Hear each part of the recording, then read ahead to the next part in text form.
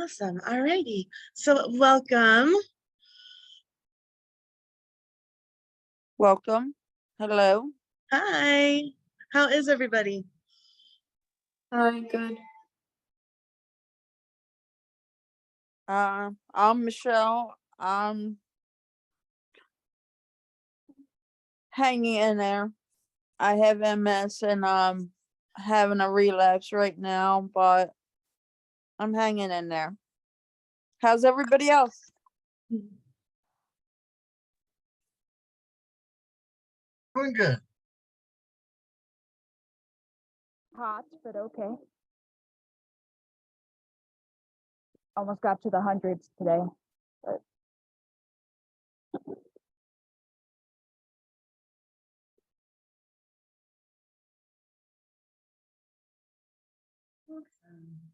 Okay.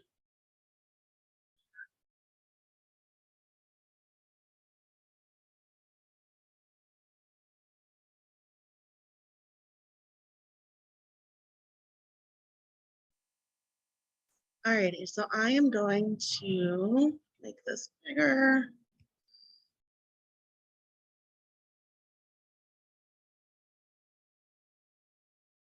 Awesome. All righty. So this is the All About Crystals class. I have been studying crystals for over 5 years now. I can say that I've gotten pretty darn obsessed with them. So I am Katrina. I've been a part of the DiviNation Academy for multiple years now. I'm super honored that Alex asked me to be a professor. So I own a crystal business called Crystal Lotus Boutique. My business information is on the DiviNation Academy website, along with a discount code there for anybody who's a student of the Academy to use on my site. So this class is going to be everything about crystals. We're going to talk about science, facts on how crystals are formed. We'll talk about the metaphysical definitions. When we start going over individual crystals, we'll be learning about them as a whole. So what minerals they're comprised of, their locality. Most of them have some really cool history that we get to talk about. So to start out, I want to know what everybody's favorite crystal is, and if you have a specific reason for it being your favorite.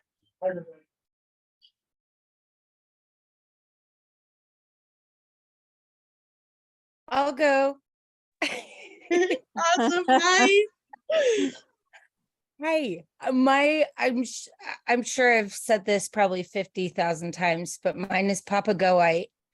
I love it. I love the crystal, the elements that are intertwined in it, the properties of it, but I still have yet to find any that I can afford.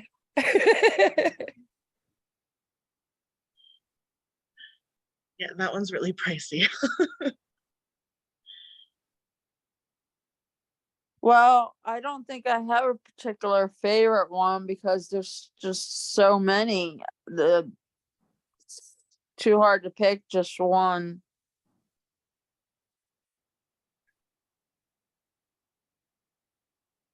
Lots of citrine, tiger's eye in the chat, turquoise. I agree. It's too hard to just pick one. It depends on what I'm doing and what's happening in my life. And like, I don't know, but I will say probably one of, I don't know, the top would be fluorite. Fluorite. Yes, especially, you know, being Pisces and all of the things, and it's so multi-dimensional and you can use it in so many things that it's just kind of like, it's like a one-pot meal, you know what I mean? Absolutely. Amethyst. is probably because my favorite color is purple, but amethyst has always been something I've been drawn to in moonstones as well. I saw moonstone in the comments, but moonstone, every time I go to some kind of shop or something, I'm drawn to moonstones and I'm not exactly sure why. But amethyst, it's not, my birthstone happens to be diamonds, and diamonds happen to be everywhere, and it's not something I don't like diamonds, but amethyst I'm more drawn to, which happens to be in February, and that's my sister's birthday. But I'm drawn to that, and moonstones, opals, but amethyst is my favorite. So Amethyst is amazing and has the coolest history. There's so much history on amethyst. It's crazy.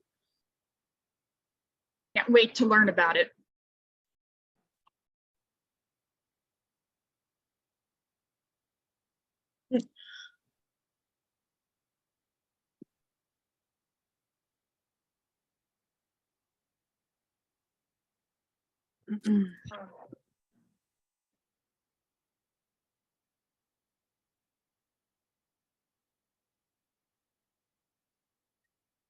All righty.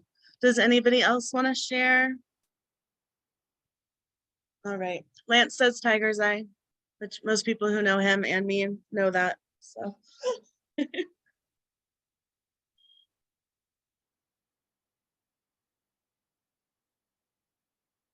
yeah, Maddie, Carnelian's amazing. I love Carnelian.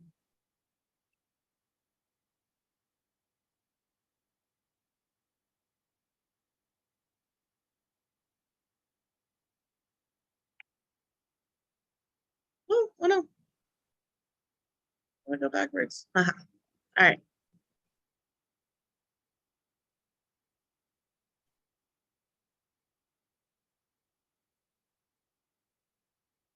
All right. Here. So to start, initially, we're just asking the basic question of what are crystals? Like, what are they? What are they defined as? I put a few different definitions from different sources on here. So according to Wikipedia, a crystal or a crystalline solid is a solid material whose constituents are arranged in a highly ordered microscopic structure, forming a crystal lattice that extends in all directions. According to the Encyclopedia Britannica, it's any solid material in which the component atoms are arranged in a definite pattern and whose surface regularity reflects its internal symmetry.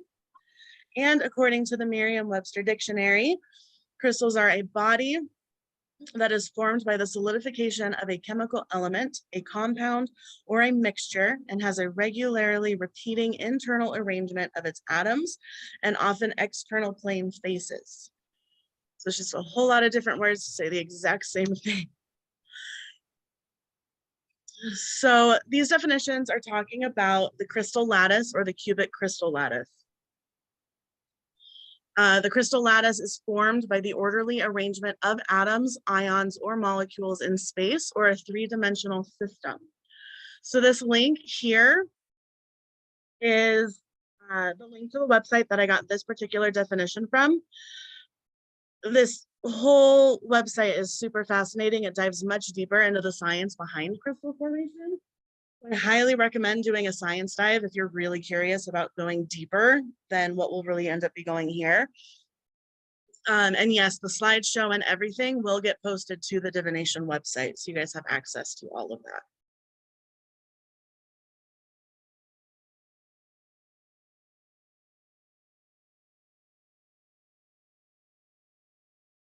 All right, so the crystal geometric forms are the building blocks for every crystal. So crystals can be formed from one of 7 geometric structures. These structures interlock to create a variety of potential crystal shapes. This is where the really cool sciencey stuff comes into play. How these combine creates the lattice structure that we defined before, and that's what decides the shape and the hardness of a crystal. The color is decided mainly by the chemical composition. So here I'm going to play a short video that helps explain what different structures look like and how they play into crystal composition, because it helps explain it a little bit easier to understand.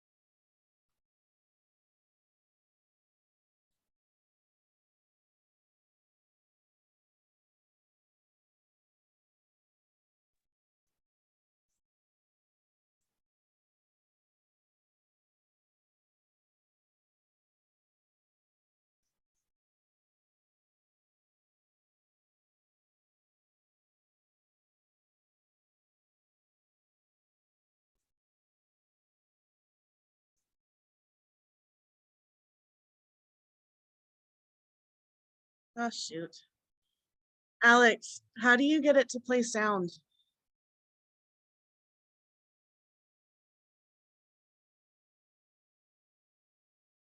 Right. Usually, honestly, I just play the video and turn my volume on my computer up all the way. Try to see it. Mine is up all the way. I don't know why it's not working then. If you tap on the green share screen on the left hand side, there's a tiny little square that says share sound as well. So if you've got this screen open in the background, yeah, if you've got this screen open in the background of your computer and you tap on the picture of the crystals that this video you want to play, and then you click on the little square on the left hand side. Can you see that down the bottom? It says share sound. I haven't done it for a long time if it's still the same. Wow, I learned from you. Yeah, thank you so much. I've never had to do that, and I've taught like 7,000 classes, so thank you. That's all right. I can't find it. If you can Don't find worry, it. I'm worse than you, so I wish I knew what I was doing.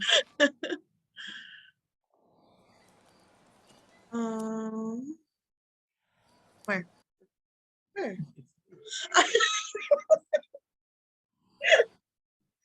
Okay, we're good. Okay, you restart this and see. You guys hear me now? Yeah, you can hear sound now. Deep beneath the geysers and hot springs of Yellowstone caldera lies a magma chamber, produced by a hotspot in the Earth's mantle. As the magma moves towards the Earth's surface, it crystallizes to form young, hot, igneous rocks. The heat from these rocks drives groundwater towards the surface. As the water cools, ions precipitate out as mineral crystals, including quartz crystals from silicon and oxygen, feldspar from potassium, aluminum, silicon, and oxygen, galena from lead and sulfur. Many of these crystals have signature shapes. Take this cascade of pointed quartz, or this pile of galena cubes. But what causes them to grow into these shapes again and again? Part of the answer lies in their atoms. Every crystal's atoms are arranged in a highly organized, repeating pattern. This pattern is the defining feature of a crystal and isn't restricted to minerals. Sand, ice, sugar, chocolate, ceramics, metals, DNA, and even some liquids have crystalline structures. Each crystalline material's atomic arrangement falls into one of 6 different families: cubic, tetragonal, orthorhombic, monoclinic, triclinic, and hexagonal. Given the appropriate conditions, crystals will grow into geometric shapes that reflect the arrangement of their atoms. Take galena, which has a cubic structure composed of lead and sulfur atoms. The relatively large lead atoms are arranged in a 3-dimensional grid 90 degrees from one another, while the relatively small sulfur atoms fit neatly between them. As the crystal grows, locations like these attract sulfur atoms, while lead will tend to bond to these places. Eventually, they will complete the grid of bonded atoms. This means the 90-degree grid pattern of galena's crystalline structure is reflected in the visible shape of the crystal. Quartz, meanwhile, has a hexagonal crystalline structure. This means that on one plane, its atoms are arranged in hexagons. In 3 dimensions, these hexagons are composed of many interlocking pyramids made up of 1 silicon atom and 4 oxygen atoms. So the signature shape of a quartz crystal is a 6-sided column with pointed tips. Depending on environmental conditions, most crystals have the potential to form multiple geometric shapes. For example, diamonds, which form deep in the Earth's mantle, have a cubic crystalline structure and can grow into either cubes or octahedrons. Which shape a particular diamond grows into depends on the conditions where it grows, including pressure, temperature, and chemical environment.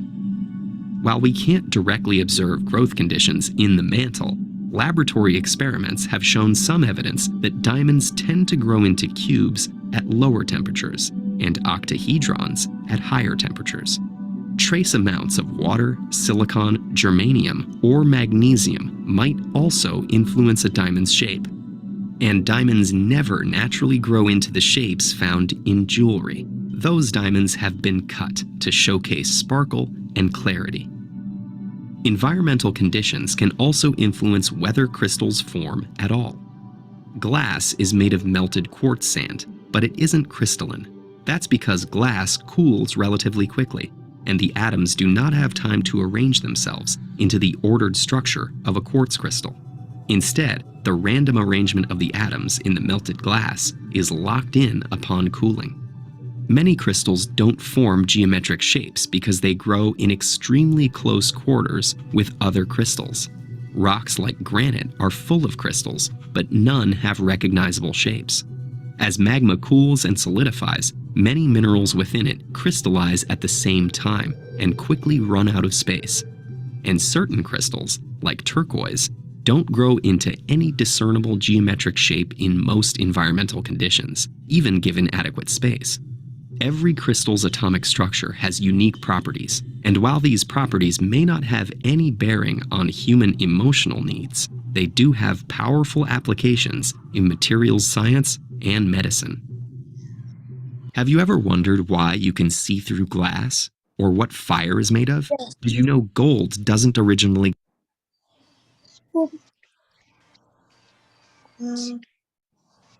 So it's a very, very scientific, obviously, video.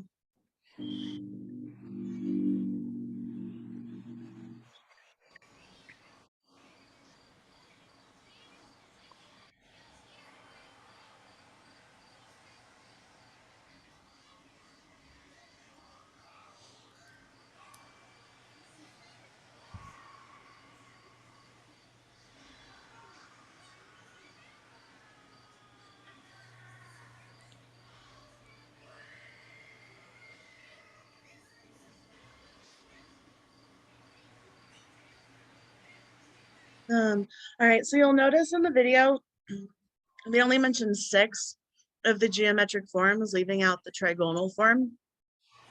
And that's because the trigonal form is a subdivision of the hexagonal system.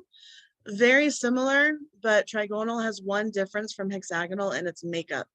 This also gets deeper into the science realm that I am not qualified enough to speak on.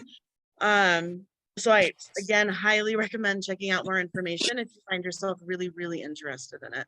That's pretty cool.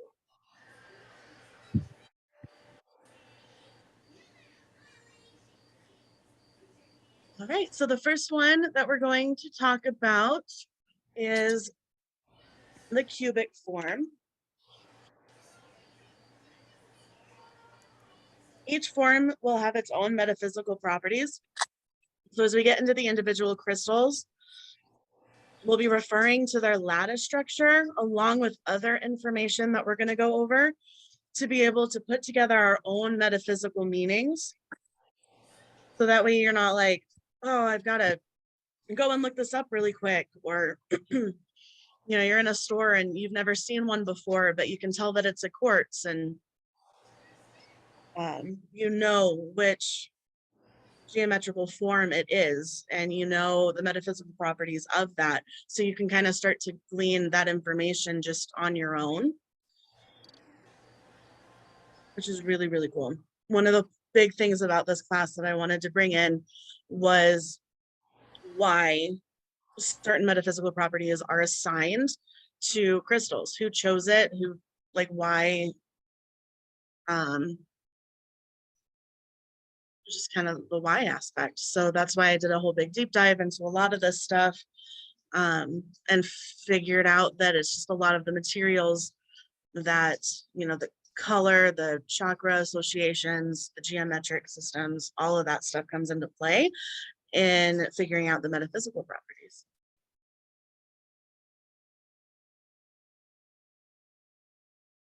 So the cubic form is a common, simple cube shape.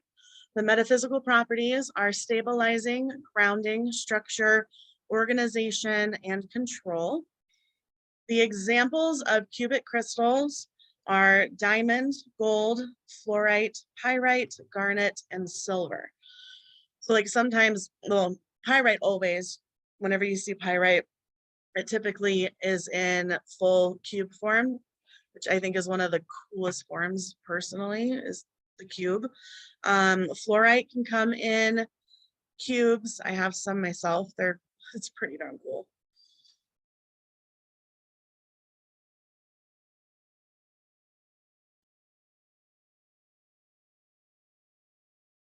So our next one is hexagonal.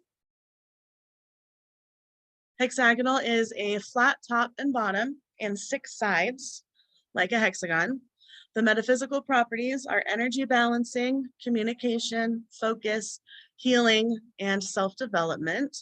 And some examples of hexagonal crystals are apatite, aquamarine, beryl.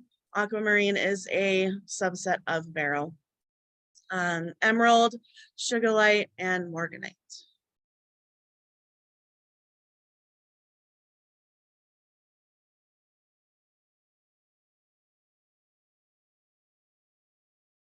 Next, we have monoclinic, which is a prism-shaped crystal.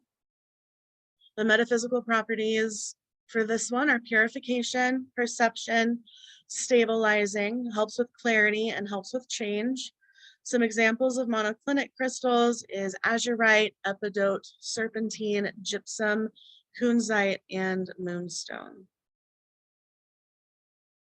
Yeah, I got you, Jackie. I'm sorry. Do you need me to go back?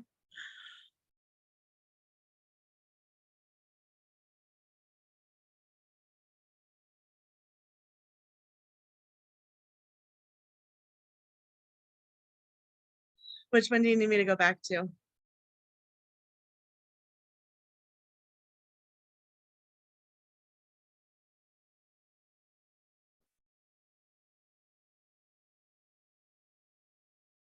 Cubic, I gotcha.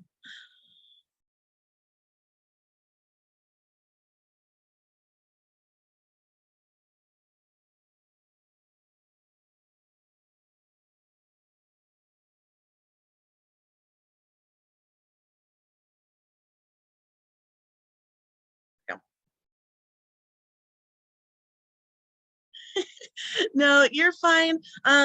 Just let me know when you guys are done with this slide, and then we'll just do the same with each one as we talk, and I'll slow down.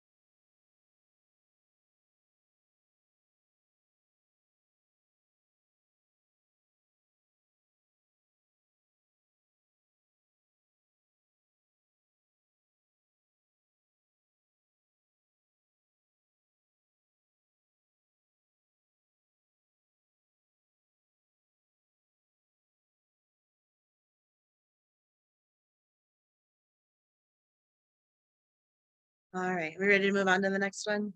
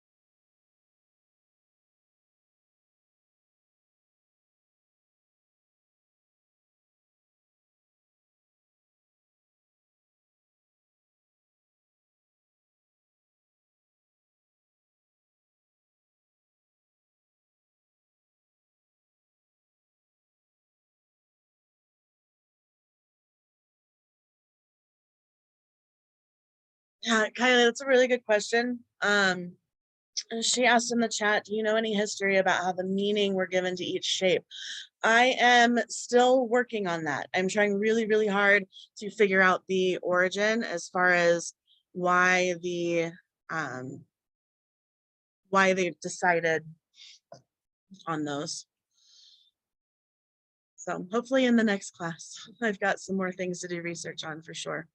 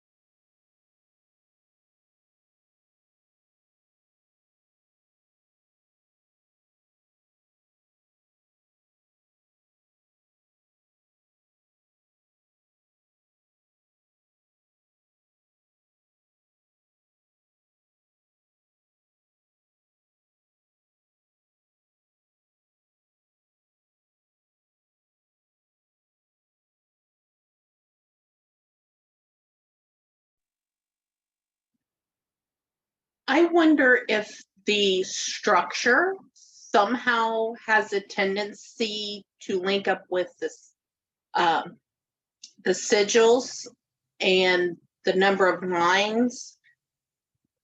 Huh, Wonder if that's where it came from. that's cool. Yeah, I'm gonna. It's a thought. There's no basis other than it popped into my head. You know, sometimes that helps. That has been the one thing coming up towards this class that I'm like, if anybody asks me that, I am not gonna have an answer and I'm working on it. Right. I got you, Nikki. Yeah. But that may be an avenue that you're missing to figure that out. That's amazing.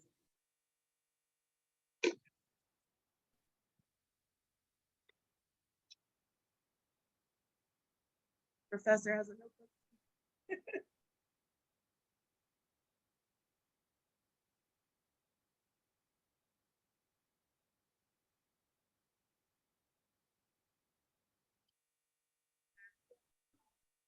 Me too. That helps a lot.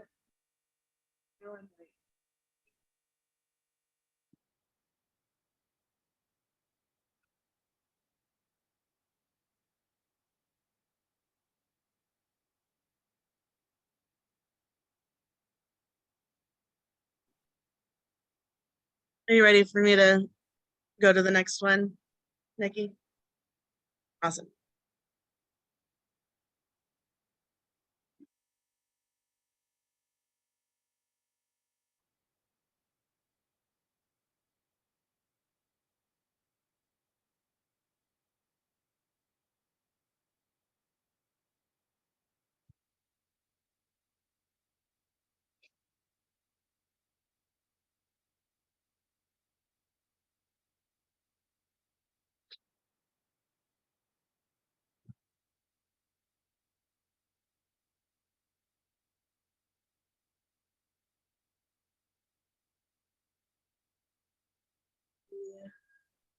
Yeah, we haven't gone over that one yet. Hold on.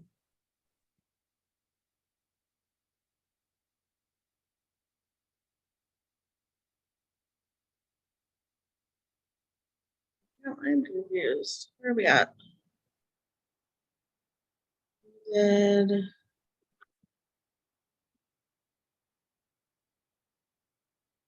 hexagonal.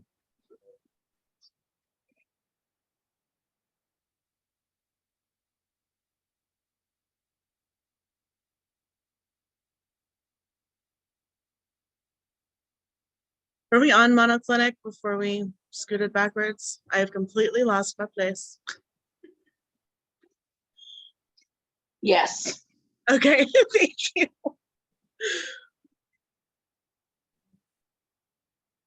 Okay.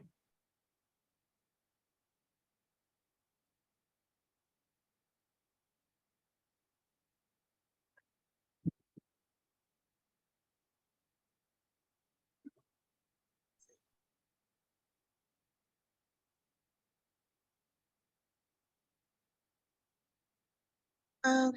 All right, so orthorhombic are conjoined pyramid shapes.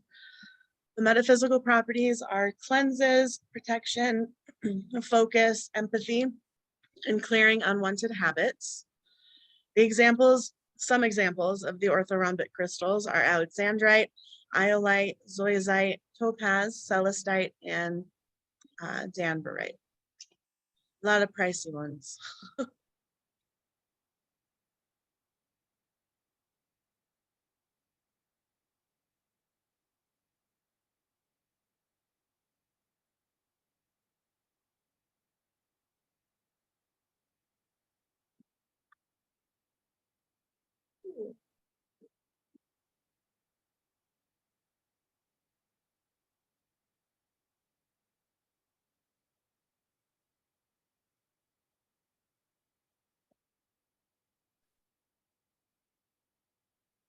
Alrighty. So this next one is tetragonal. It's rectangular shape like butter sticks. I love that visual. The metaphysical properties: absorb and transform energy, balancing, easily adaptable, inquisitive, analytical, and spontaneous. Some examples of tetragonal crystals are rutile, wolfenite, chalcopyrite, apophyllite, scheelite, and zircon.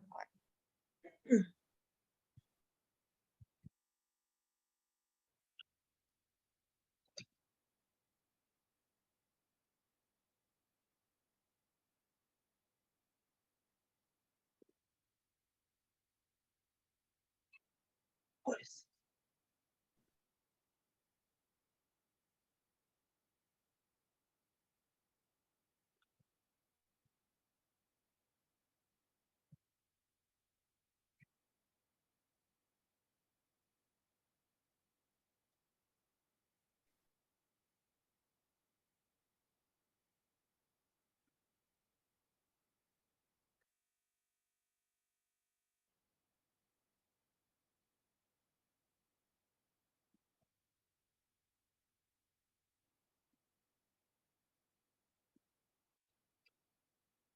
Are we ready to move on to the next one?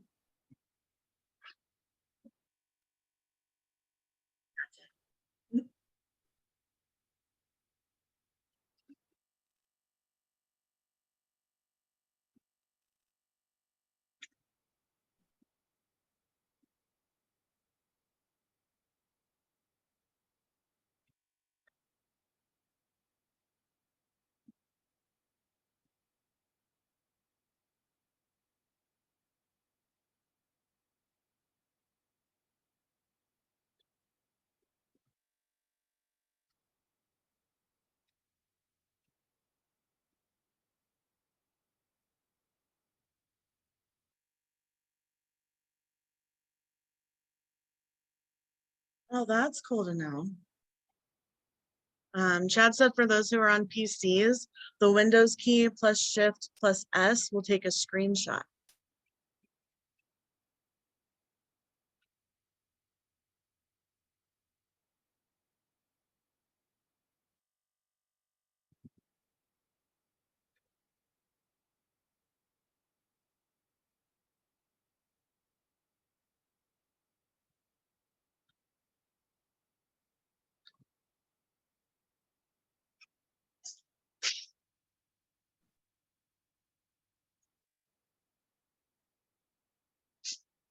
Oh, Nikki said it didn't do it.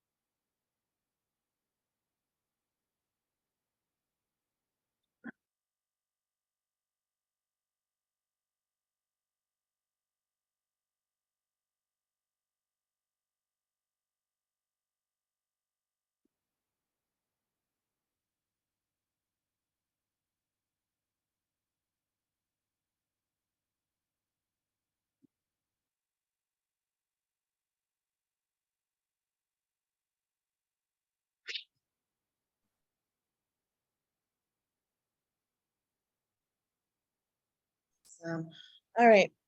So this next one is triclinic. These are abstract forms.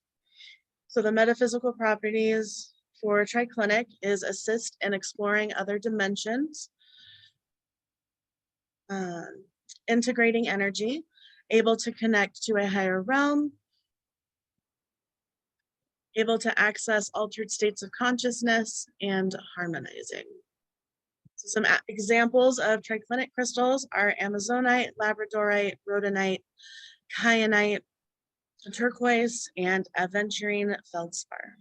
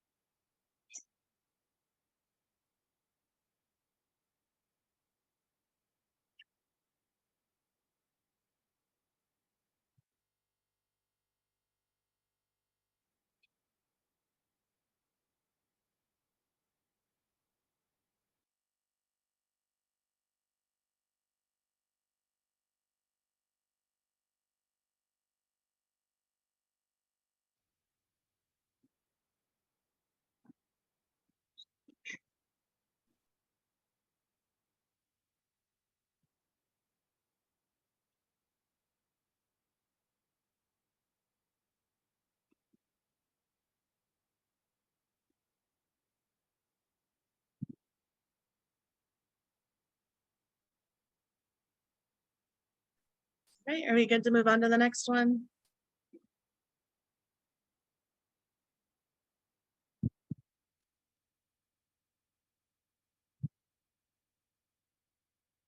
Okay, so now we are on trigonal. Awesome, I'm so happy the screenshot part works. That's great. Way to go, Chad. So trigonal are rectangular with triangle ends. The metaphysical properties are radiating energy, invigorating, protective, balancing, focused, and re-energizing. Some examples of trigonal crystals are agate, calcite, hematite, quartz, tourmaline, and aventurine.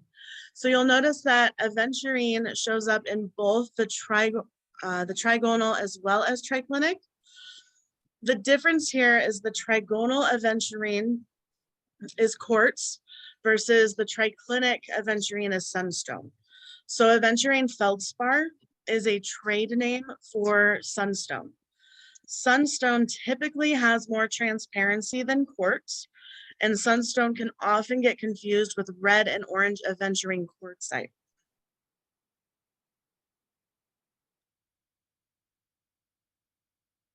And I know I didn't post a picture of them, but I can always post that in the chat or whatever to show you guys kind of the difference. It's pretty cool. You said the aventurine quartz was what? What's the other name for it?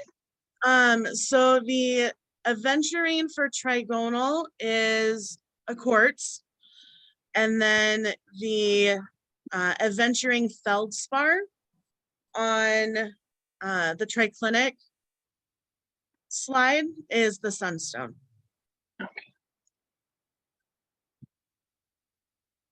Was something I noticed in my research and got confused and had to figure that one out.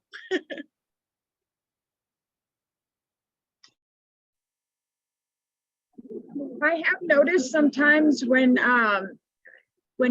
like we get crystals, I mean, I'm sure sometimes they may or may not be authentic or whichever, but I've noticed when I've like ordered crystals offline and stuff, and they've come to me in like a cylinder shape form, like butter, like you've explained it in butter, but it has the octagonal shape. I think it only has 4 sides though, but it gets confusing like that because I got a tiger's eye in the mail, and it had the butter shape, and where would the tiger's eye on this sit? I had my, it's so funny because that's the next crystal that I'm like about to start researching. I haven't gotten that far. Let me look up what its form is really quick. A lot of times you'll find that because we're talking about kind of just like the natural way that it forms. So like if you got a piece that was like man-made, so like towers and spheres and stuff like that, that's completely different. Okay. Yeah, because that's where it gets kind of confusing, I guess. So like trying to get the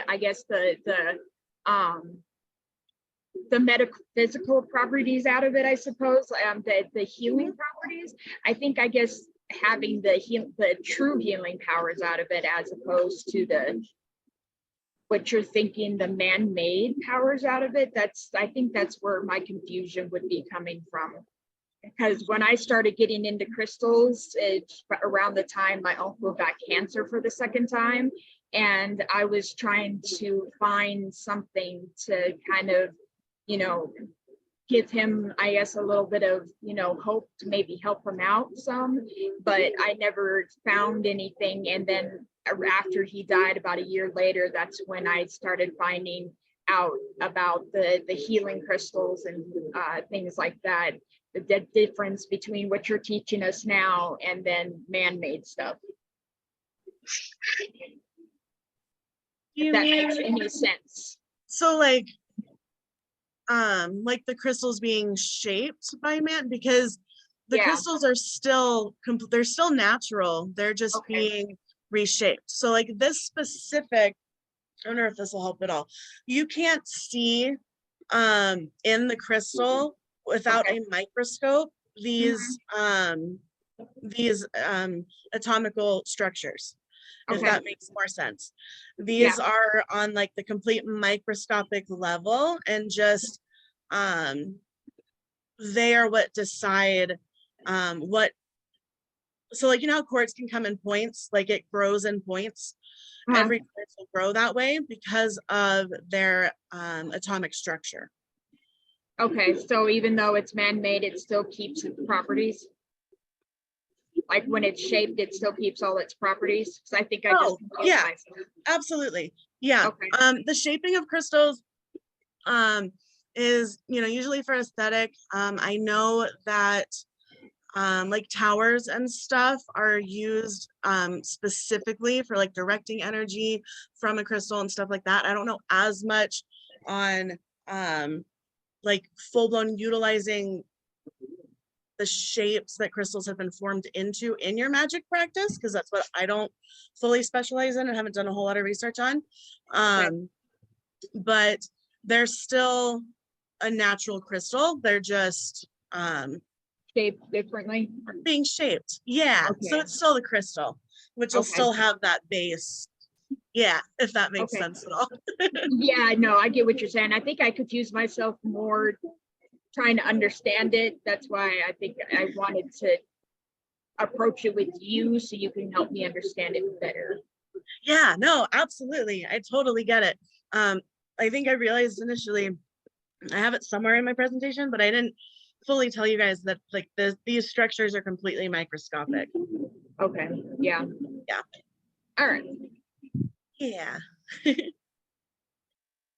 But I am curious. Give me 1 second on the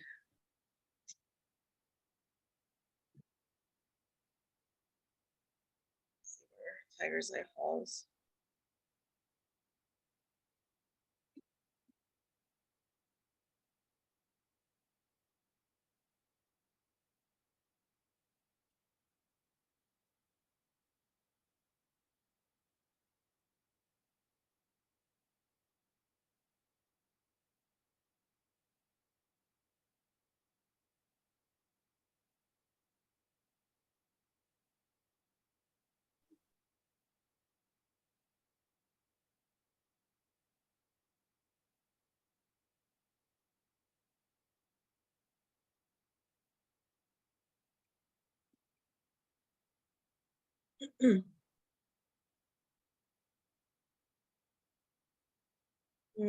Can't find it right this second.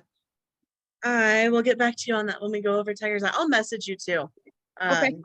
When I figure that out too. So that way. Okay, yeah, whenever you get a chance to get to it, it's fine. Yeah, absolutely. All Okay. right. Does anybody else have any other questions before we move forward?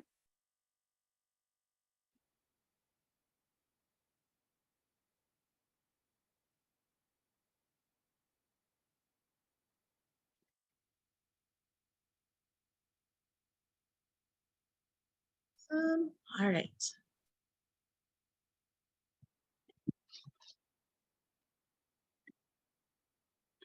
Okay, so now we have amorphous. So surprise, there is an 8th form. This form isn't included in the other 7 because this form has no crystal structure. That's because most of the crystals in this category have cooled too fast to form any sort of crystalline structure. The metaphysical properties for amorphous crystals is they don't inhibit energy flow. They allow energy to pass through them and act quickly. These crystals are typically said to be a catalyst for growth. So these examples are obsidian, moldavite, amber, and opal. So these end up in like the category of crystals, but they are not actually like scientifically actually a crystal because they don't meet the crystal definition.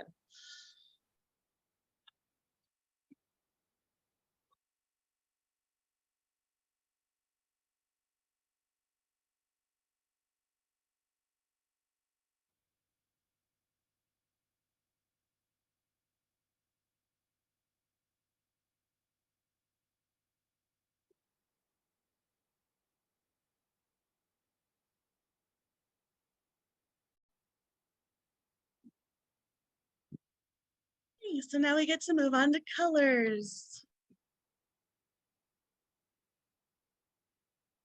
So this is where we're going to talk a little bit about metaphysical properties of colors.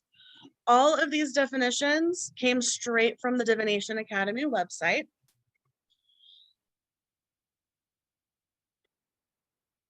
Which I believe came from Alex. So these are going to be Arabic in origin, right, Alex? Yes, yes, they are. Thank you. Of course. So what we're going to do is talk about these. And the point of talking about the colors along with what we talked about with the structural things is so that if you're looking at, like say you're looking at an amethyst and you have no idea what an amethyst is, but you know that it's a quartz and you know that's purple, then you can look at it and go, okay, so this one's going to be spirituality, wisdom, psychic awareness, and along with like the structural definitions and stuff as well. So for red, we have love, passion, energy, enthusiasm, and courage. Orange is strength, authority, attraction, joy, and success. Yellow is clairvoyance, learning, mind, communication. Green is healing, money, prosperity, luck, and fertility. Blue, healing, meditation, tranquility, and forgiveness. Purple, like we just said, spirituality, wisdom, psychic awareness. White, protection, peace, purity, and truth. Black, absorption and destruction of negative energy. Wow, Jackie, I did not prepare for that level of question. Jackie in the chat says, what happens if you are colorblind? How do you determine the stones? Jackie.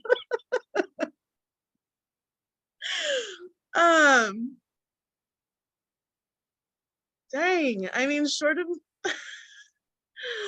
I totally understand. Like, that is a really, really good question. So there's actually an app now that's free for people who are blind and people who are colorblind, where you can just scan it over any item and it'll tell you what color it is and even the shades of color that are in it. And it'll tell you everything about the color and shape and size and everything. Sweet. By the way. Thank you. Of course. I really like Jordy's comment that she sent as well. She said the colors that you portray them as are your own definition of what they mean to you. And I absolutely, absolutely, absolutely love this, because you'll hear me talk about crystals are very much what you pick up on from them. So you can have multiple of the exact same crystal in like different shapes and sizes, and one's going to be better for love, the other one's going to be better for enthusiasm. It's all going to be based on how you connect with that crystal. So Jordy's comment is absolutely phenomenal. Hey, Katrina, I got a question. Shai is asking if like the black colors and stuff. I know it says of absorption and destruction of negative energy. Wow. But she's actually wanting to know if it could be destruction of positive energy as well, though. So I didn't go through and edit this, and I forgot to edit it on the website as well. Alex and I talked about this. We, at the Academy, we don't use negative and positive energy. We use unwanted, because nothing, energy is not inherently positive or negative. Energy is just energy. And as soon as I saw this slide, I was like, oh shoot, I didn't go in and edit this.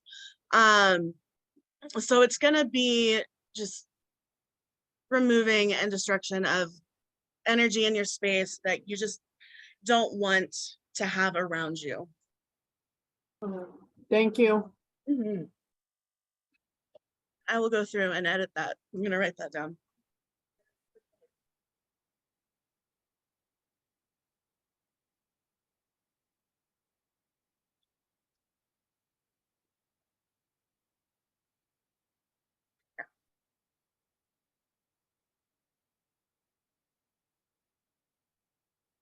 We have more colors.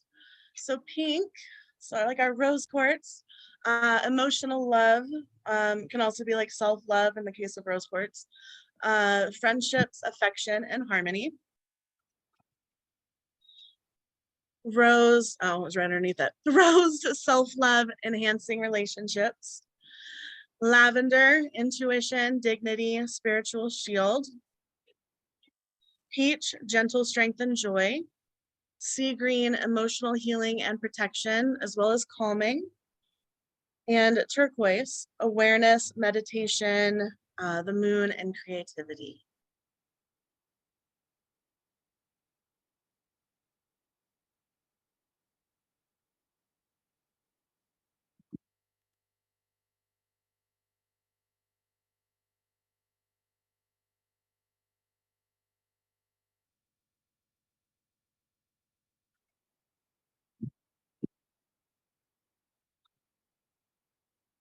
And then the chakras.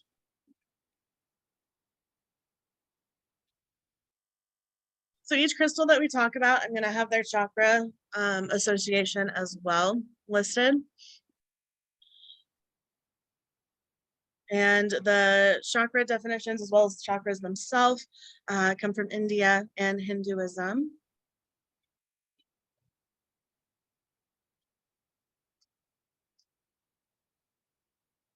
So when it comes to crystals, we're kind of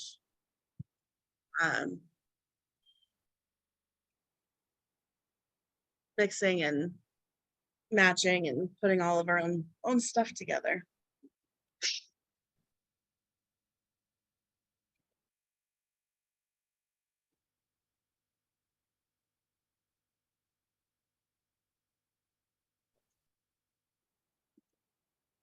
Right, so for the chakras, we have the crown, which is violet and white. This represents awareness and intelligence. The third eye is indigo for intuition and imagination.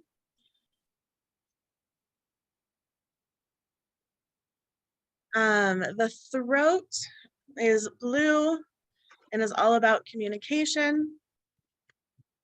Heart green is love and compassion. The solar plexus is yellow, self-esteem and confidence. Sacral is orange, sexuality, pleasure, and creativity. And the root is red, physical identity, stability, and grounding.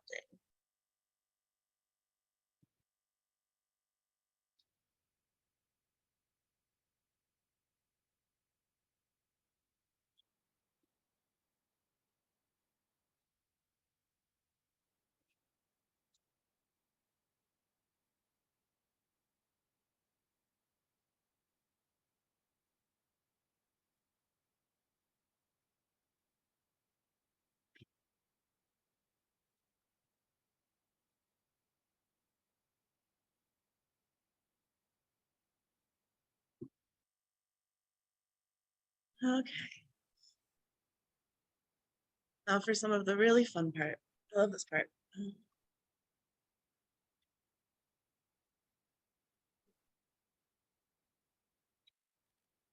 So how many crystals are there? According to National Geographic, there are more than 4,000 naturally occurring minerals, which are inorganic solids that have characteristic chemical composition and specific crystal structure, like we just talked about, that have been found on Earth.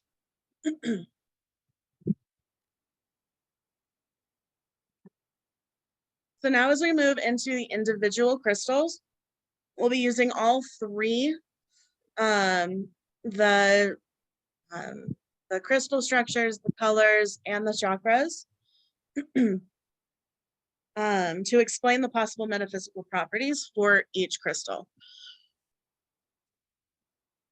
And for fun, I'll have you guys compare them with the generalized metaphysical properties that have been assigned already. Like if you just do like a Google search to figure those out. Some of them might match really, really well. Others may not. Ultimately, what a crystal does for you is going to be uniquely yours. So one example that I personally like to use for that is I use satin spar as an energetic protection crystal. So because satin spar doesn't allow any energy transference, it blocks it. So like with me, I'm a massage therapist in my normal day job. Sometimes it's really important for me to not be taking on the energy of the person I'm working on. So I can see 4 to 7 people in a single day. That can get really overwhelming. If I wear satin spar, I found that it helps protect me from that energy transference. So most wouldn't see satin spar as a protection crystal in that way. That's usually like with black crystals, but for my own personal use, that is how that crystal works for me. So that's kind of the fun thing about going more in depth into some of this stuff and really seeing what each crystal really is for you on your own energetic level and what you're needing from it, and you know, what it's there for you to do.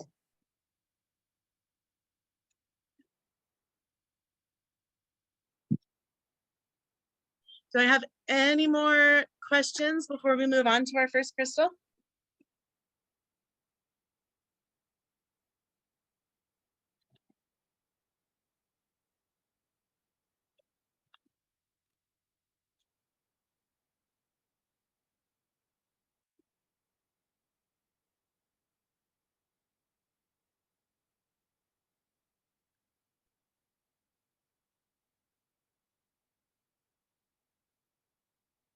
Okay. So the first crystal that we're going to be talking about is aquamarine. Earlier, I asked all of you what your favorite crystal is, and this one is mine.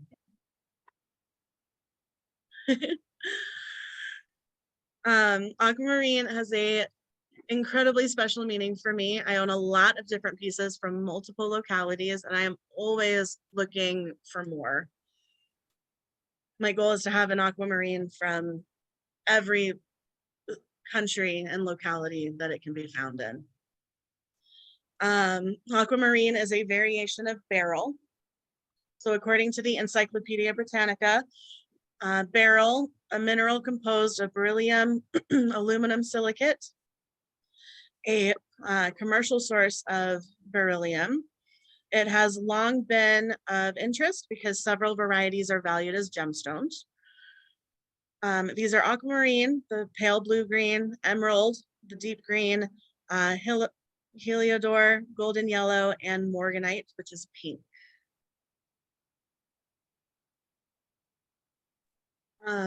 Localities, there are so many localities, but the most popular ones are Brazil, China, Nepal, Russia, Madagascar, Pakistan, and the United States. My personal favorite location is Mount Antero, right here in Colorado. So this link here is to more specific information specifically about the history of the Mount Antero location. If you want to check it out, I grew up in Colorado and camping and going four-wheeling, which I hated going four-wheeling, but Mount Antero was a four-wheeling trail that we would frequently do as a family. So the road is super small, it's one way, it has no guardrails, and a lot of switchbacks. It's a sought after trail for a lot of people that go four-wheeling. So I remember when we get to the top, the chilly air and being above timberline, walking around, looking for cool rocks and eating our sandwiches before making the drive back down. As much as I hated the process of getting there, it is one of my favorite childhood memories. My family loved the mountains so much that we actually named our family dog a golden retriever, Antero, and he was the absolute bestest dog. So if we fast forward to me finding my absolute love of crystals and finding out that Mount Antero was more than a four-wheel drive trail. I did not know at the time that aquamarine was mined on Mount Antero. I only knew it as four-wheeling and camping. So the road that you take to get up there was literally created for miners to have easier access to mining. Mount Antero is also known for smoky quartz and fluorite and a few others, but its main claim to fame is aquamarine and being the highest location as far as elevation that aquamarine has ever been found in. So I had a very dear coworker of mine that gave me my first piece of aquamarine. It came from her son who mined on the mountain. It is absolutely by far my most cherished piece. And then I just began my deep dive and obsession into the crystal world in general and just aquamarine just being absolutely incredible. So it's a little bit about my favorite crystal.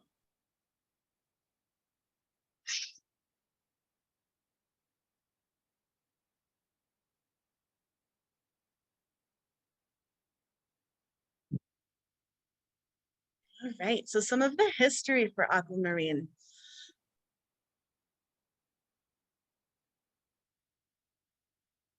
Oh, thank you, Nikki.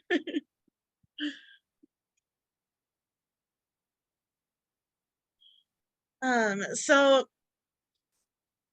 aquamarine means water and of the sea. So the Latin for aqua and the Latin for marina. The Romans and Greeks had similar beliefs about aquamarine. Both cultures believed the stone would protect sailors. The Romans nicknamed it the sailor's stone, and the Greeks associated aquamarine with sirens. Egypt associated aquamarine with the sea and seafaring. India began a custom of gifting aquamarine jewelry as wedding gifts. During the Middle Ages in Europe, aquamarine had a reputation of purity and detoxification. They believed aquamarine would purify liquids it was placed in. Therefore, it was sought after by kings and queens who had a fear of being poisoned, who unfortunately, if they were being poisoned, probably got poisoned anyway.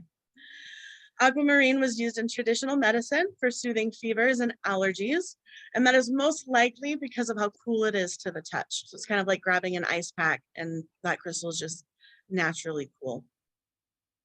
Aquamarine was also used in a very early form of spectacles. This is the coolest fact that I found. The German word for spectacles is, I'm totally going to butcher this, and I'm so sorry. I do not speak German. I want to say it's Brille, from barrel.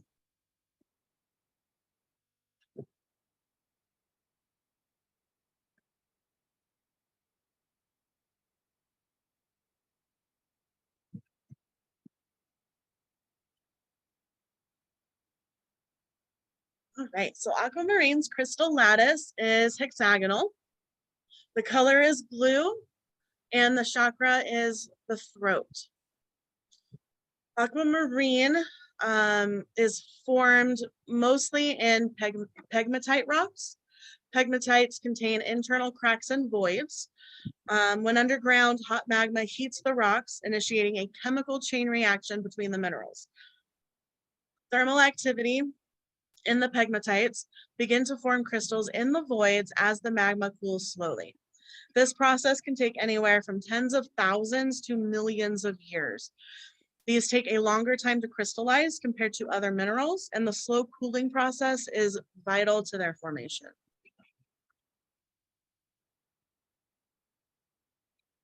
So based on this information, the lattice, the color, and the chakra, how would you like define what you might use aquamarine for in like your own spiritual practice and for the metaphysical properties?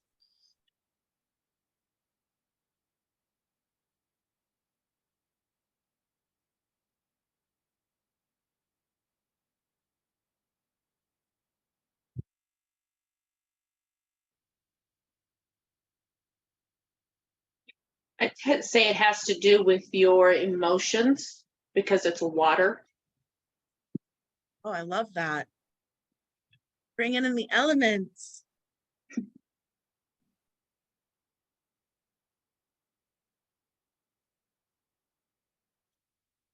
That uses help with communication, absolutely.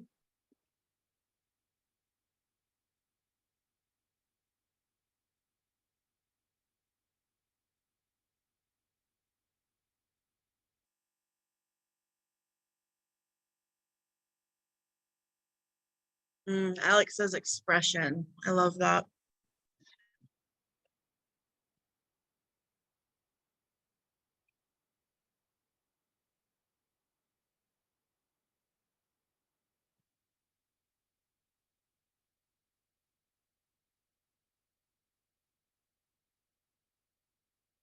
I'd also say maybe balance because water naturally finds its balance. Ooh, Tanya, you are just killing it.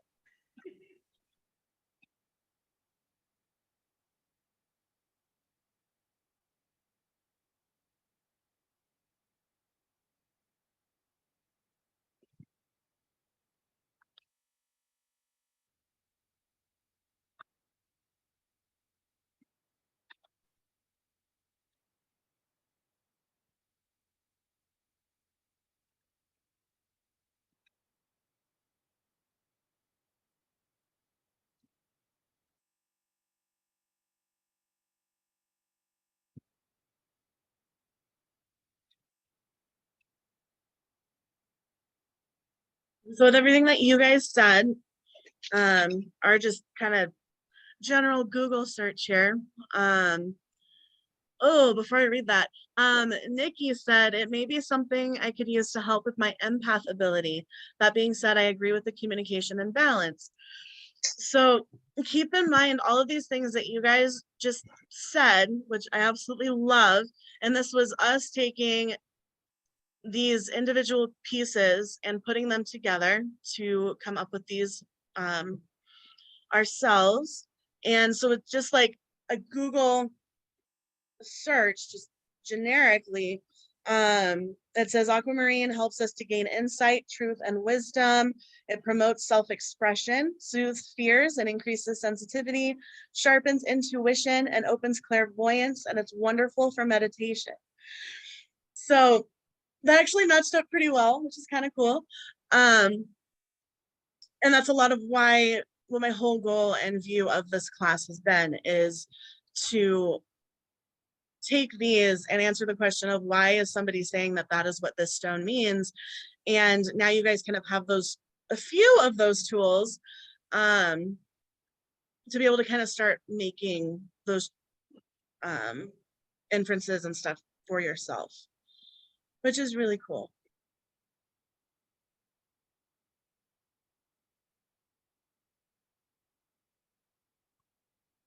And I do plan on a later date getting more into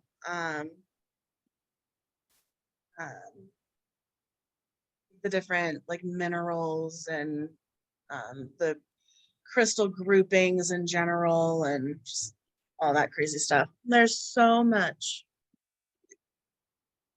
Does anybody else have any other questions or anything to add about aquamarine?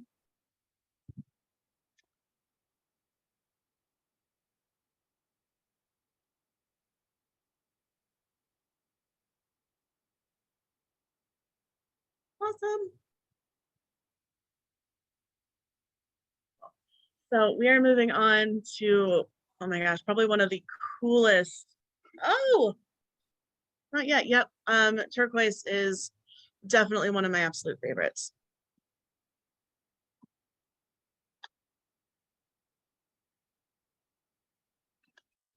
I was gonna say, I just got this turquoise at the Goddess Fest yesterday. Did you? So I yeah, see it? I'm glad. Can you see it? It's Just a like, little ring. oh, it's so pretty. It's so hard to find natural turquoise. Really, that's why I amazing. got it. I was like, Oh, I don't care, I'll pay for it. Girl, right? you can't be in the same spot. Okay.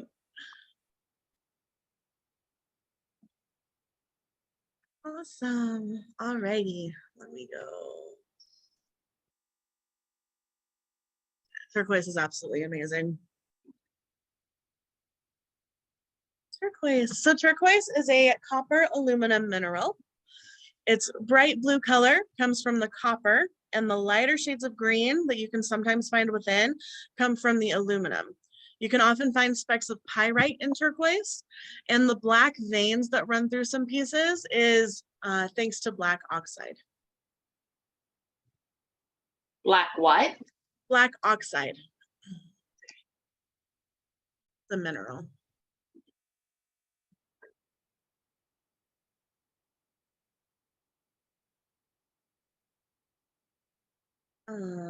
So localities, turquoise can be found all over the world, but it has been most commonly found in the southwestern United States. Turquoise is also found in Egypt, Iran, Israel, and Mexico.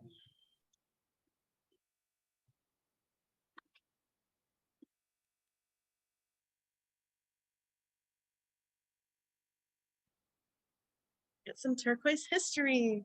So the earliest evidence of turquoise I have a picture in the way. Here we go.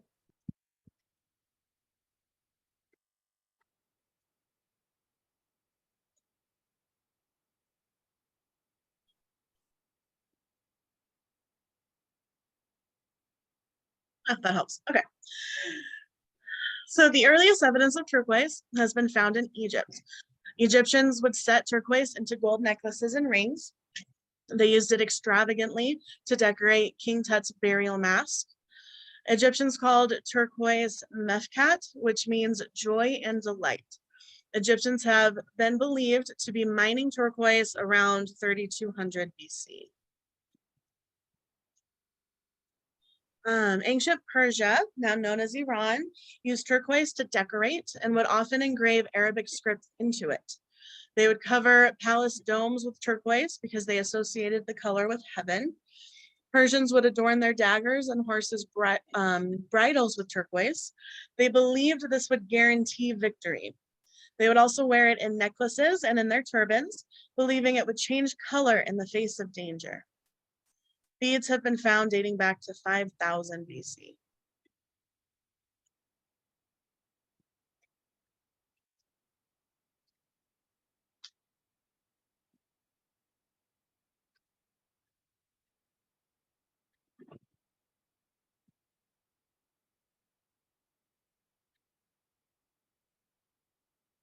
Turkish traders introduced turquoise to Europe in the 13th century and influenced the name for turquoise. The word comes from French, pierre turquoise, meaning Turkish stone. And again, I don't know French either, so if I butchered that, I apologize. Pre-Columbian Native Americans mined turquoise throughout what we know now as southwestern US. Turquoise was valuable in Native American trade. The Aztecs would use turquoise in ceremonial masks, knives, and shields for its protective power. Turquoise is believed to be the longest used stone in human history.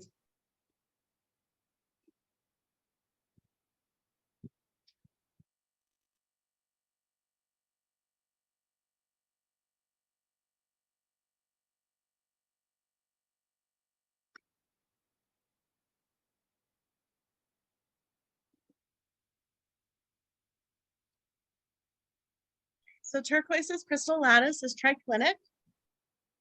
The color is shades of blue and green and some black.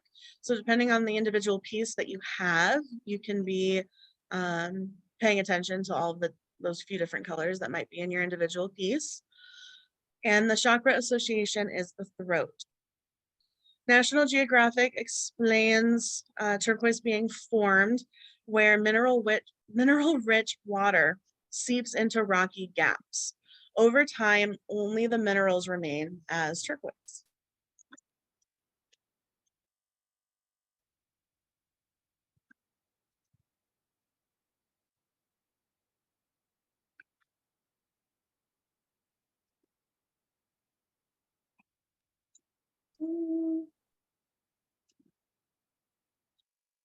I'm asked if there is such a thing as white turquoise. I don't, honestly, I don't know. I mean, I want to say no, but without knowing for sure, there might be something the same like makeup, but wouldn't be turquoise. You do have to watch out with turquoise. A lot of what it is dyed howlite, and howlite is white with like the similar black lines in it, and they will dye it lots of different colors. So that is something to be very careful of if someone's telling you it's turquoise.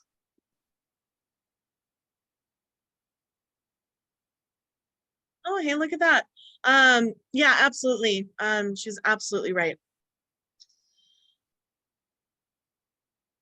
So the name white turquoise is a misnomer. When it comes to this form of stone, it isn't actually made from turquoise at all. The white turquoise stone is a form of mineral called dolomite and is composed of calcium magnesium carbonate. So it sounds like maybe it might be like something that people in like the mineral sellers world, that happens a lot. There are a whole lot of things that are named Jasper that are not actually Jaspers. It's just in the mineral sales game, they tend to name things what they want to name them.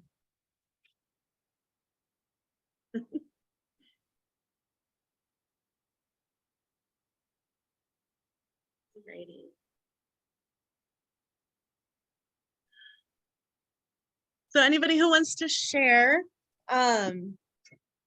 what would you use turquoise for in your practice, or what do you feel like it could be used for? The metaphysical properties.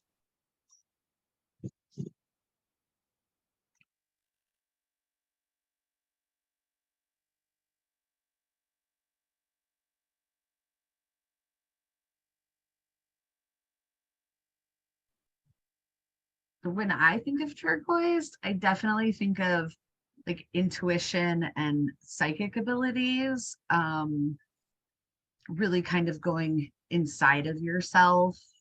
It's blue, so I would think, you know, communication, but definitely like intuition and psychic abilities is what I use it for. I love that. That's awesome.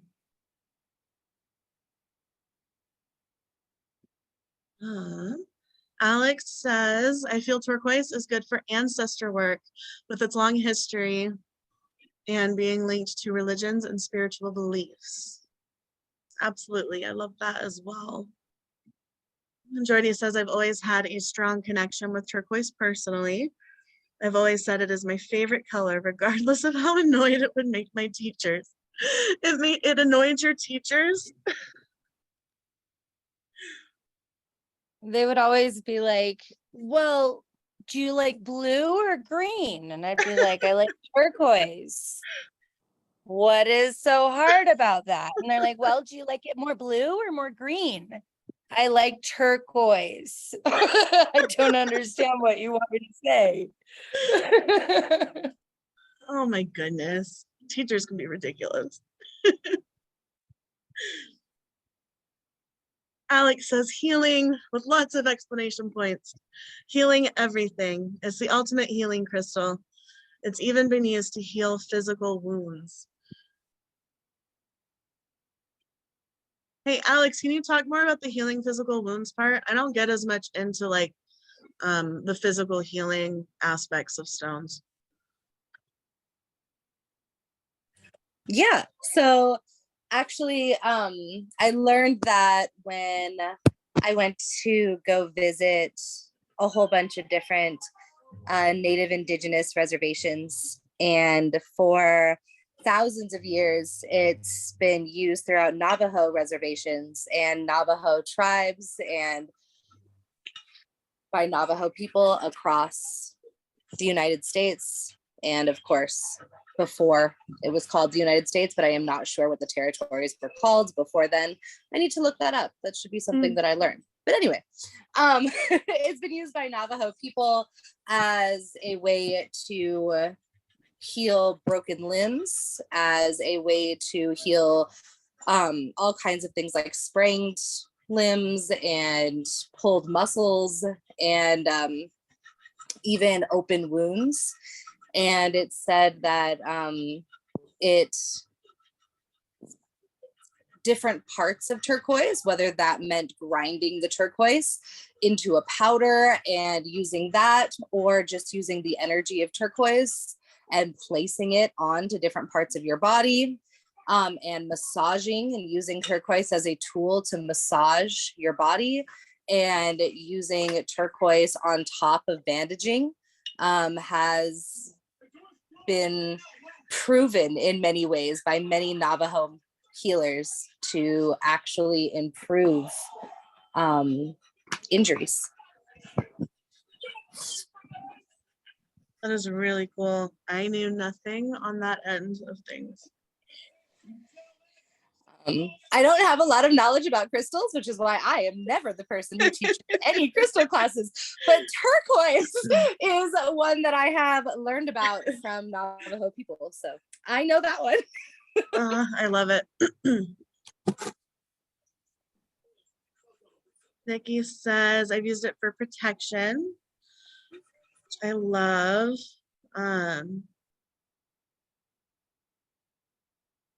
Jen says, I feel like emotions is what I'd use it for. Keep you calm and collected.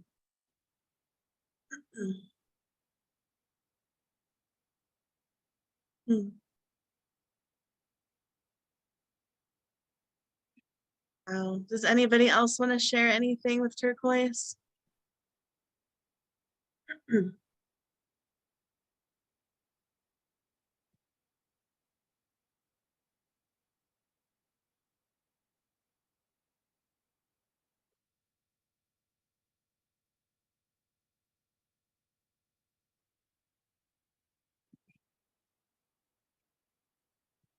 That is not a question that I can answer, Maddie. I don't know.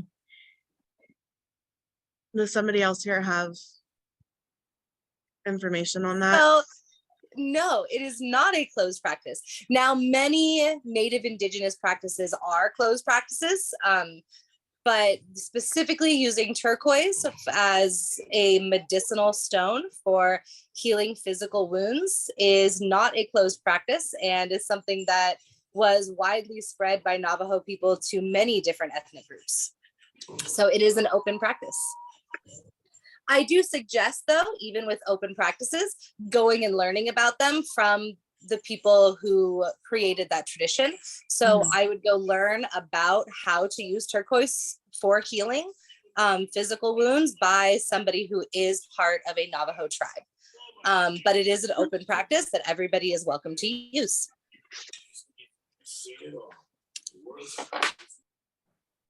Thank you, Alex.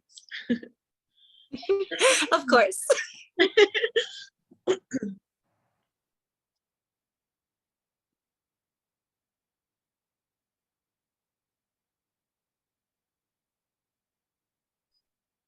Amethyst. I absolutely love talking about amethyst. Oh my gosh, it is some of the coolest history. There's so much of it.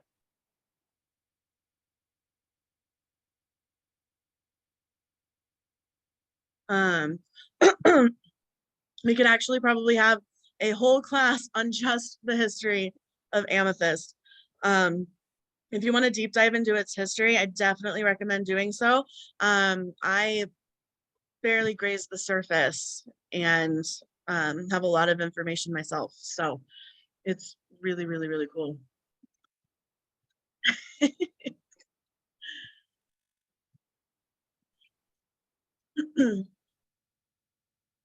Chad is saying that he is excited. He missed my crystal workshop on our divination retreat. So he didn't get to learn about amethyst.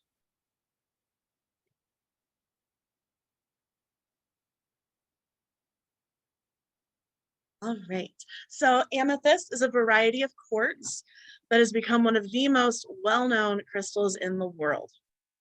Its color comes from gamma irradiation and trace amounts of iron. Amethyst color can fade in UV light, so be sure to keep it out of direct sunlight if you want to maintain its deep purple color. There have been specimens found as tall as small buildings and can sell for millions of dollars.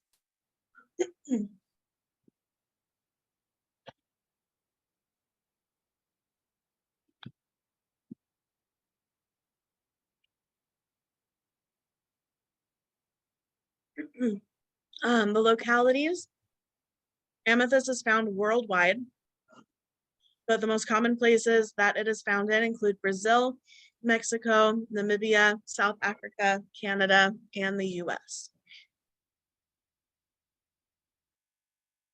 Amethyst is also commonly heat treated to a yellow orangey color to change it into citrine.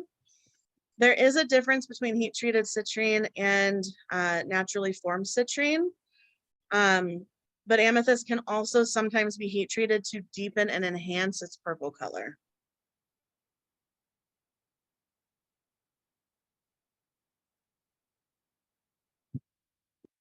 Alex.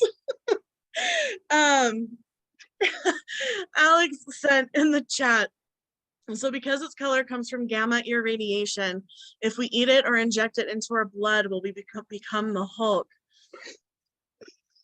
Probably not, but it also makes me wonder why the Hulk is green. Maybe it should be purple.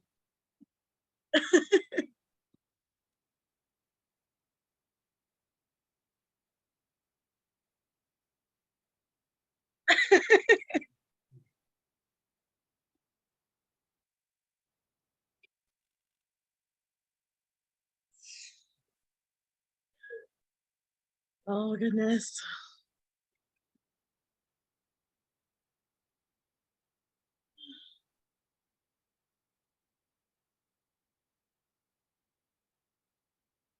All right. Amethyst history.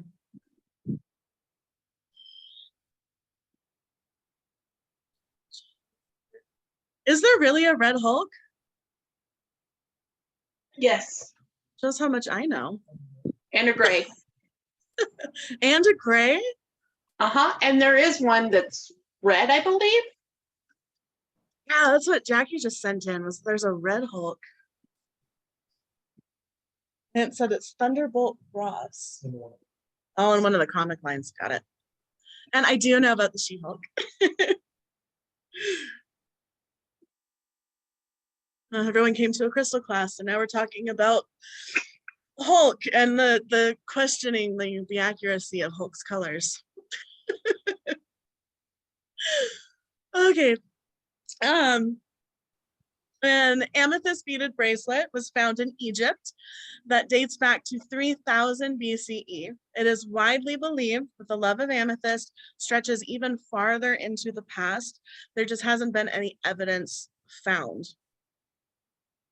Amethyst was often seen as a status symbol for the wealthy and royalty.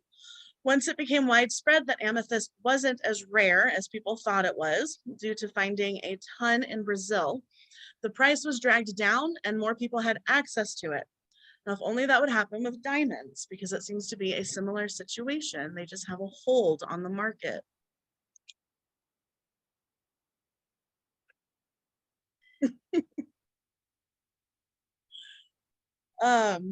The modern myths that we have today surrounding amethyst come from Greece, Rome, and the Middle Ages.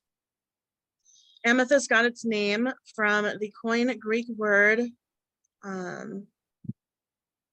amethystos, meaning not intoxicated. The Greeks would line tankards with it, believing that it would protect them from drunkenness, as well as drink from cups made from amethyst. So during my oodles of research,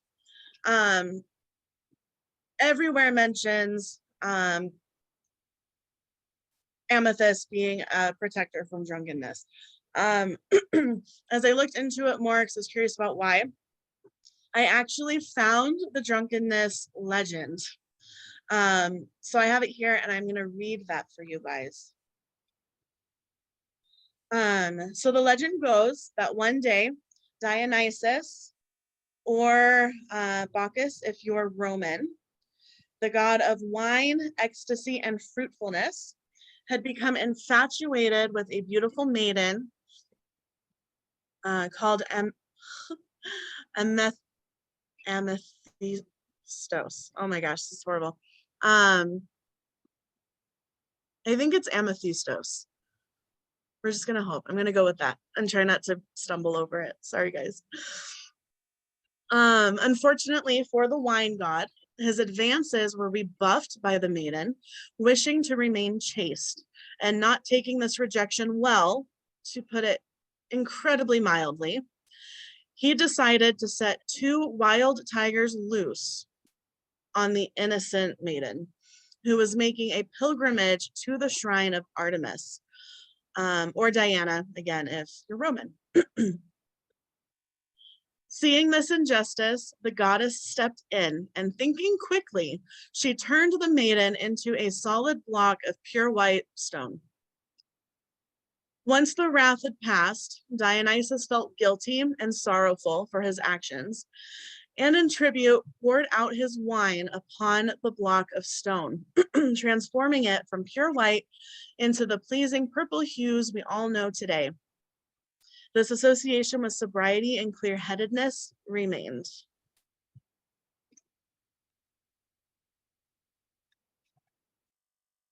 Which is just crazy. So that poor girl, she couldn't win either way.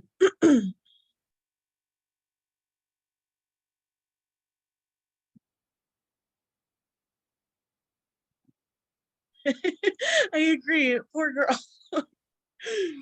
I don't know why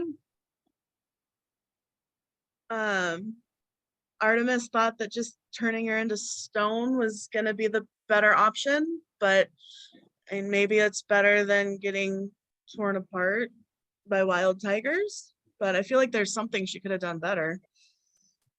But It's a theme with Greek mythos. They turn people into trees. That's Narcissus and Daphne's myth. uh, yeah, all that mythology is just, it's really fun to read the stories. They're very interesting.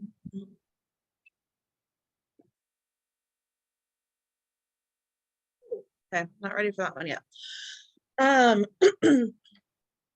So a little bit more information that I have, which I love this because I had no idea until I learned about it, and it completely changed my perspective a little bit on how I feel about birthstones. So this is about commercialization from the 1800s, 1900s, and now. So towards the later stages of the 1800s, early 1900s, the Tiffany and Company Diamond Corporation was beginning to forge their empire. In order to boost sales of other gemstones aside from diamonds, they created a list of birthstones, of which amethyst was chosen for February. The VP of Tiffany and Company, George Frederick Coons, wrote a book on the topic, and this genius piece of marketing turned out to be extremely influential. So our birthstone information is all basically a capitalistic marketing scheme. What was his name? George Frederick Coons.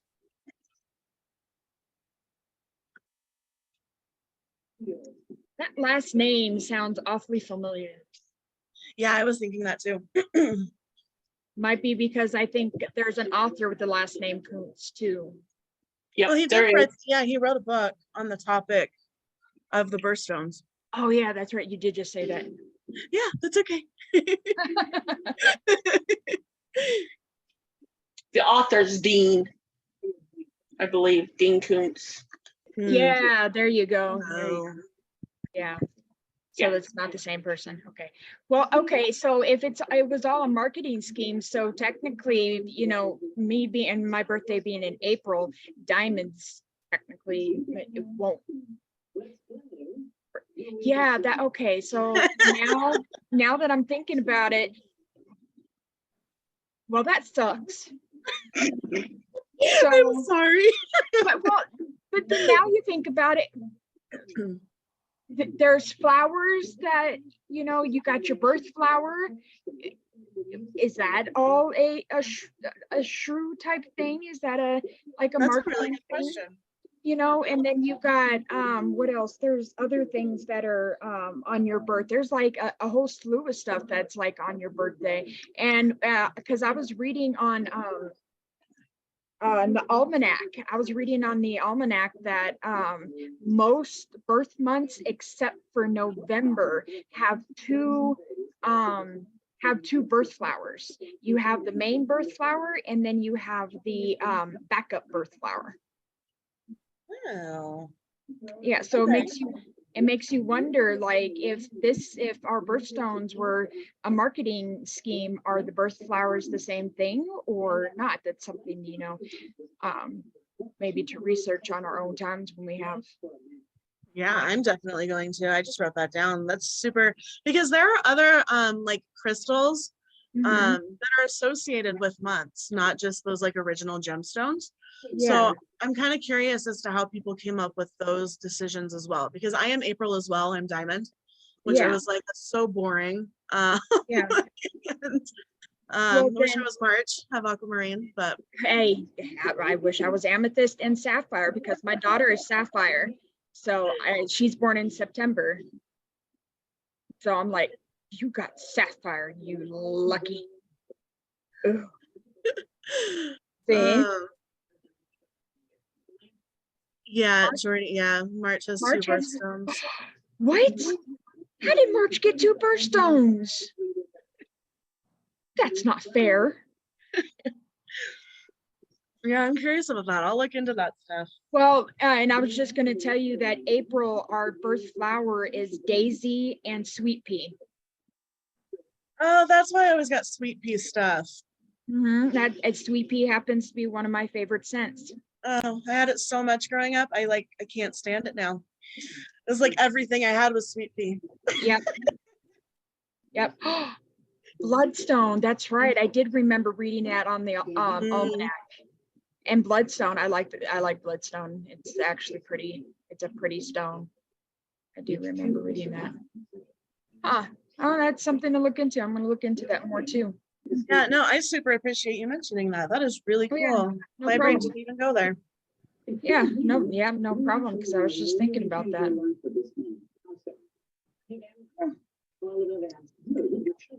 Yeah, no, I'm curious. I wonder if their influence to doing it came from those. I wonder if those were established before. Maybe that was their inspiration. I don't know. I'm really curious now. I think I'm gonna be up for a bit. Right.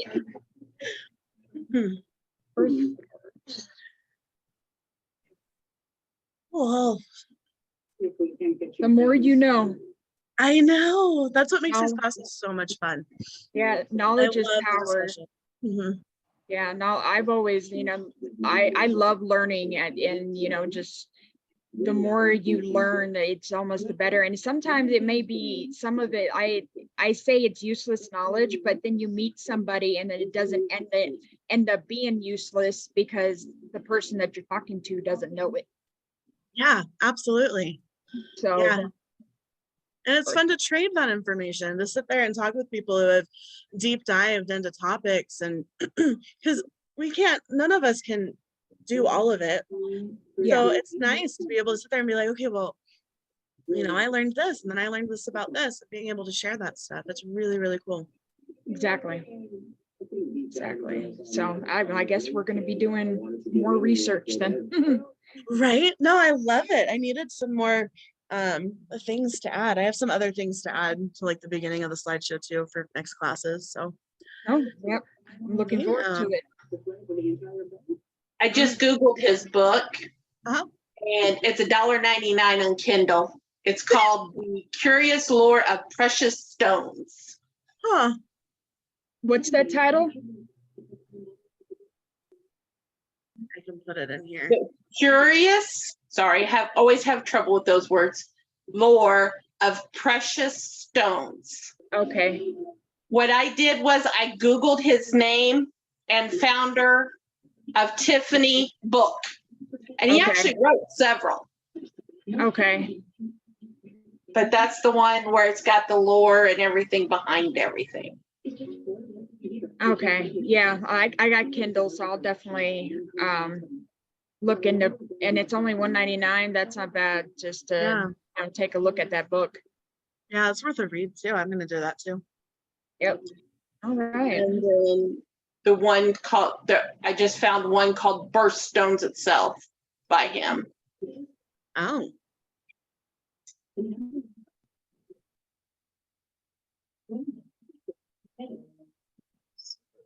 That seems to be the reprint, and another edition is called Natal Stones. Okay. And that was printed in the 1909 and 1908. Okay. That's why we put our favorite books together in store and in the app. So it's easy to get the book you want. Oh, download PDF. What?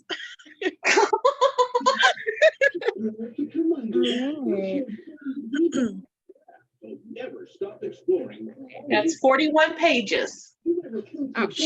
No, you can do that quick. Get that read all extra quick. Birthstones, natal sentiments and superstitions associated with the precious stones. So that makes you think about that natal chart too. Superstitions, right? Jackie, I'll answer that question after I finish this next slide and we finish amethyst. I'll let you guys know.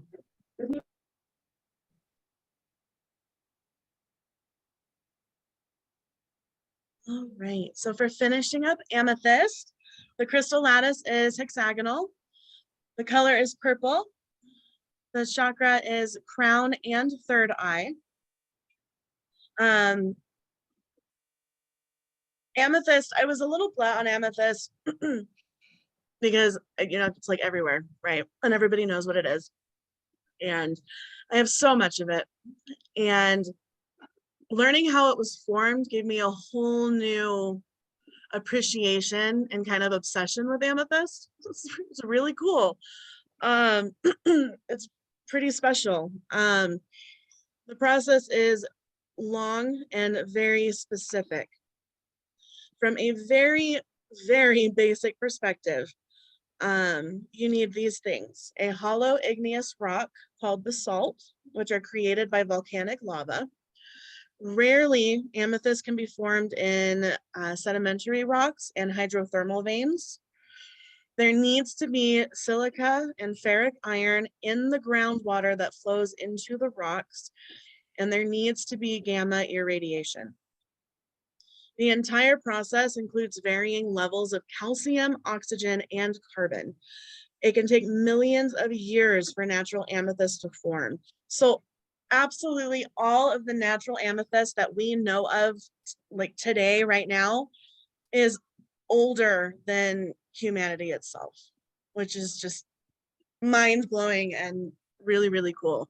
And the fact that we have so much of it with how very specific conditions need to be in order for us to even have amethyst exist is really cool.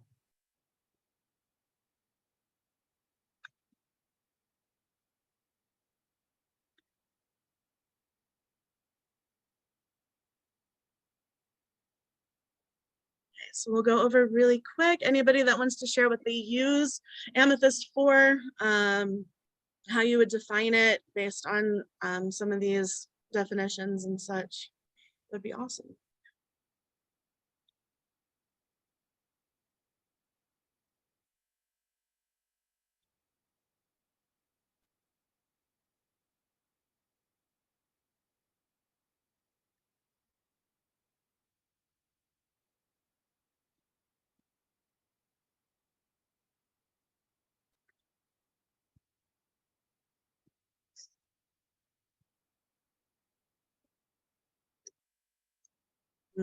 I did that too, Jordy. Jordy says, I keep a large piece next to my head on my nightstand for clarity while dreaming. Jen says psychic abilities and protection. Absolutely.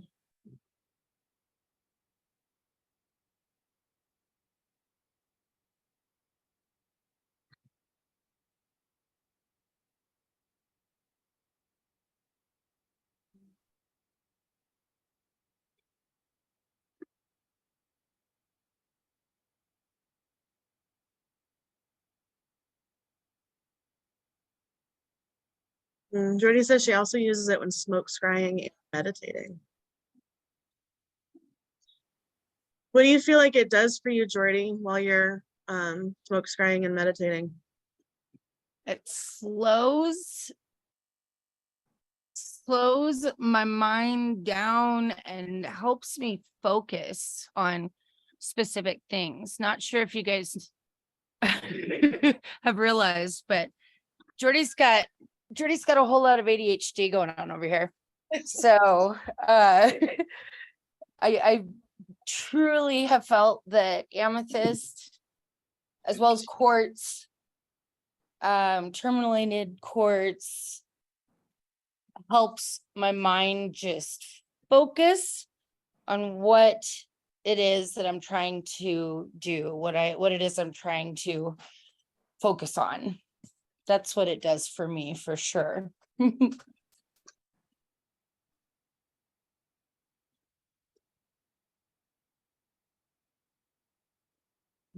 Yeah, that's awesome. I feel the same.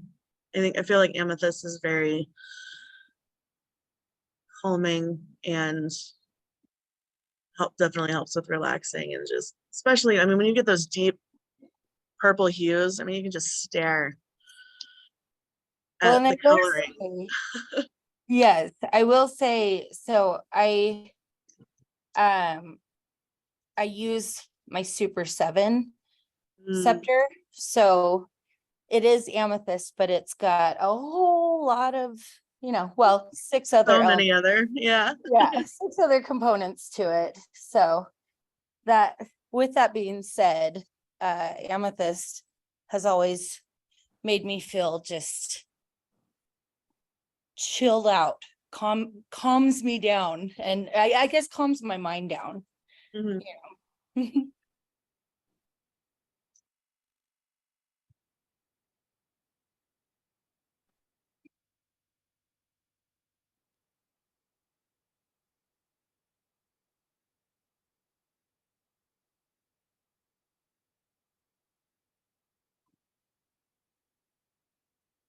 So another comment, I don't want to say your name wrong. It's either Maria or Mariah. Very fascinated by their formations, lattice, and atomic structure. It makes some sense why they have their properties. Amethyst to me is clarity and wisdom, as old as its history, and that is beautiful. That is absolutely beautiful. I love that. I'm actually gonna write that down. I love that.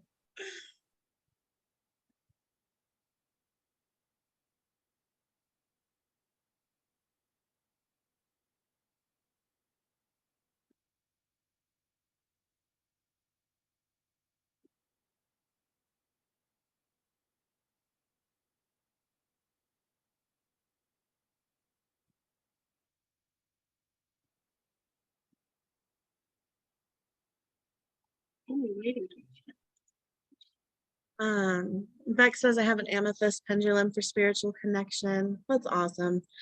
Yes, I did stop screen sharing. Did you need it, Maddie?